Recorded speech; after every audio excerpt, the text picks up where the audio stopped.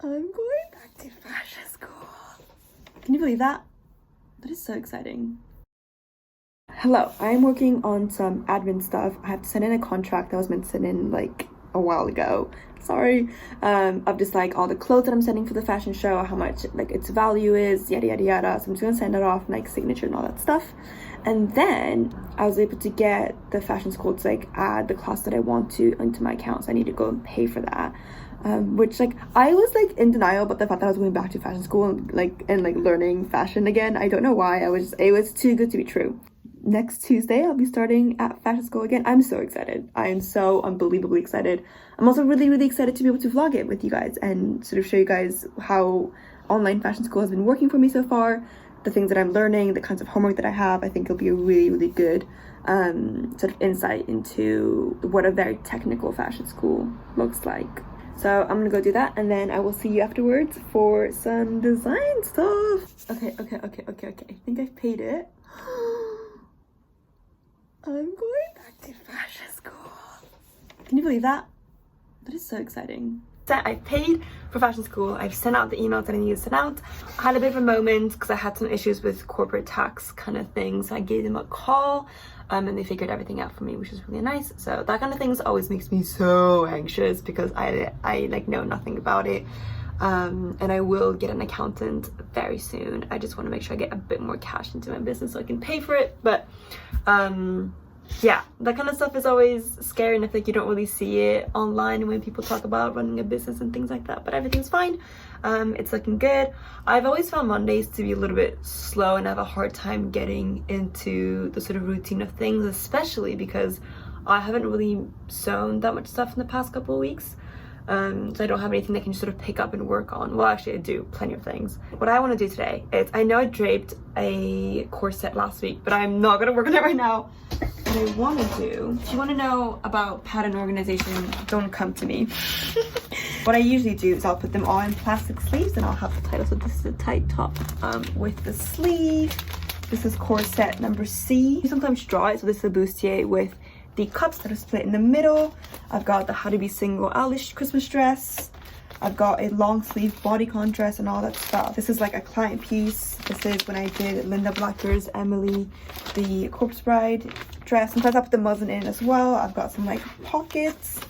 This is the bucket hat. This is, oh, there we go. I think this is what I'm looking for. Sometimes I don't even have like a name for it, so I literally would just draw what it looks like. I think I want to use this, and I think what I'm going to do is I'm just going to go and I'm going to make a top. Now, I might not make the final cut because I usually develop a lot of my ideas while I'm working on stuff, but I feel like I'm being very slow with the whole thing. So if I just start working with the fabrics that I want to work with, I'm hoping that that's just going to inspire some ideas. I have plenty of ideas of things that I want to do, and yesterday I went to the British Museum, and in the Japan section I saw some things that I would really want to incorporate into my designs, but I'm still feeling a lot of resistance to like starting and designing, and I am not really confident in what I want to do.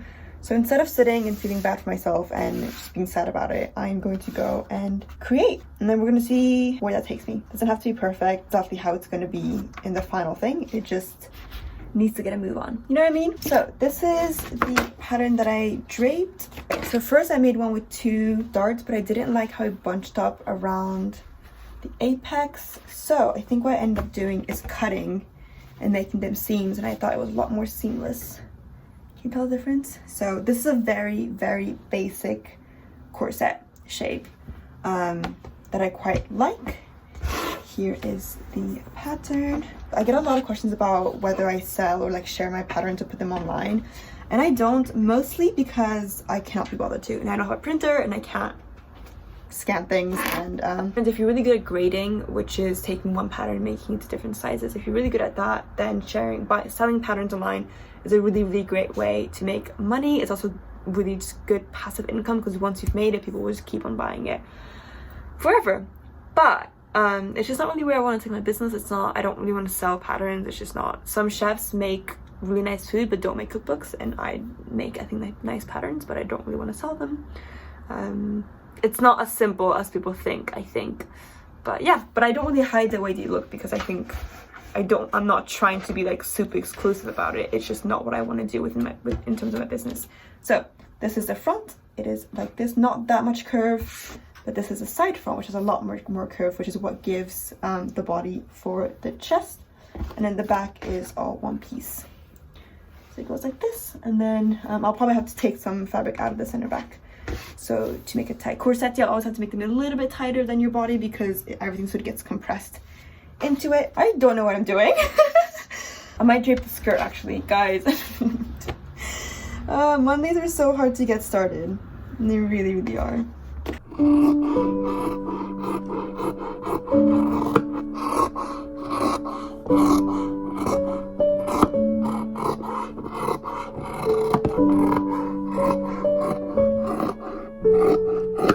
So this collection is only going to have 1 or 2 colors. I think it's only going to be white and gold. So what I'm trying to do is create texture and different kinds of fabrics within the white and the gold fabric that I'm using, and just get really creative with how I can make a collection with different pieces with sort of similar patterns, so it's cohesive in the shapes that it has, but it's really different in the kinds of fabric that they're using. But it's still the same fabric, but you have to get creative. One of the things I want to do is sort of pull the threads off of the fabric, and I want to fold it in half and sew it down at the tops, so it almost creates like those 1940s flapper dresses, except you're not using like feathers, and you're not using, I don't know what they used to use, cord, like really thin cords. You're just using the fabric itself. I think that could be really fun. I just want to sort of play around with that. So I'm gonna get some scrap, and I'm gonna see if I can sew it onto it and just create like a really, really fun textured thing. And if that works out well, then I'm gonna sew it onto the bodice, and I think it's gonna look quite cool. I'm just gonna have fun with it. I'm just gonna explore, and I will show you what I have.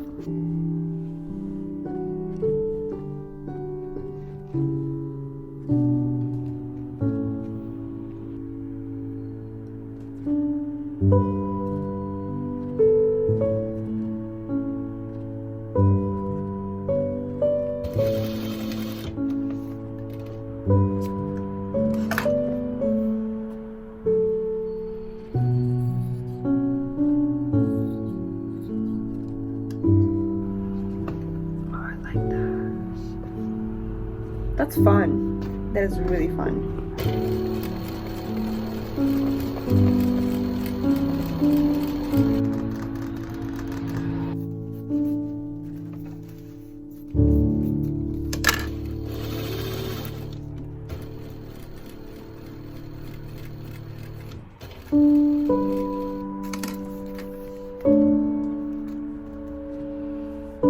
This is fun.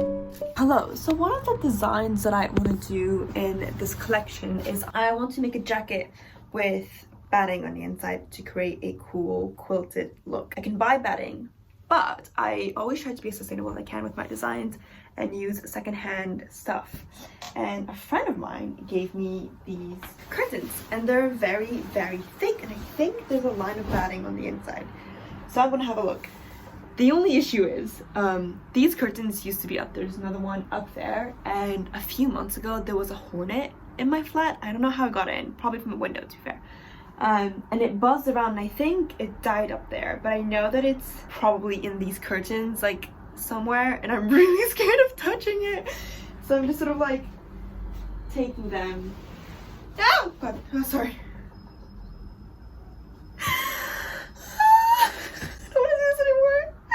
That was not a bug. That was this piece of metal, which I actually think would be fun to incorporate. I'm gonna keep these. Wow, that was really scary. Okay, these are actually really fun. I think I want to do something with these.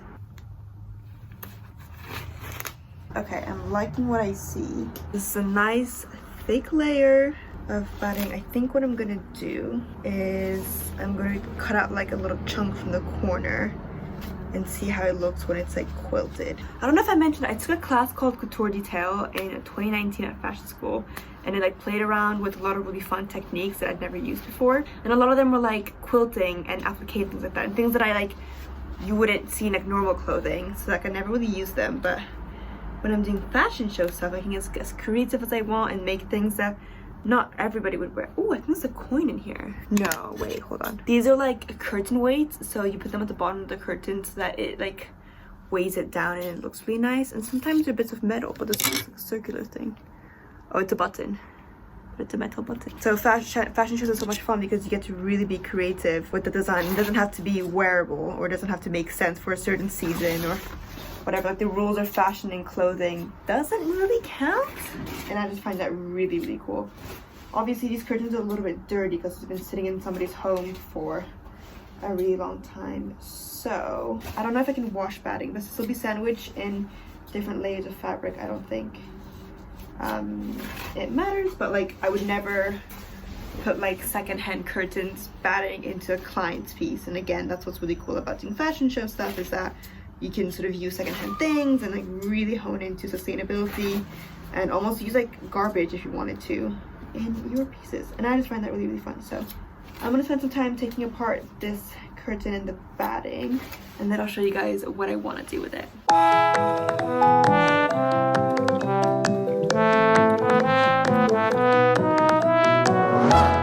Here is the aftermath. So I went live on TikTok. I thought it was gonna take me 2 hours to see him rip through the whole thing, but I ended up just ripping it, and it worked. So massive set of curtains becomes like this little pile with everything separated. I'm gonna cut a little bit of this away. I'm gonna cut this. I'm gonna play around with the gold fabric to see how the batting looks, and then I'm also gonna cut a bit of it and put it in the wash because it's really gross. It's secondhand curtain. Like I don't know how long it's been like out in somebody's house. I know whose house it came from because it's from a friend. Although they will never touch the actual batting, I still feel like it's a bit gross to have that on your skin. So if I can't wash it in the machine, I'll wash it by hand, and that's completely fine. I've done that a million times. But yeah, I'm just gonna test to see how it does that. We'll wash that. I might even bleach it a little bit. I'm gonna wash it in like a really high temperature.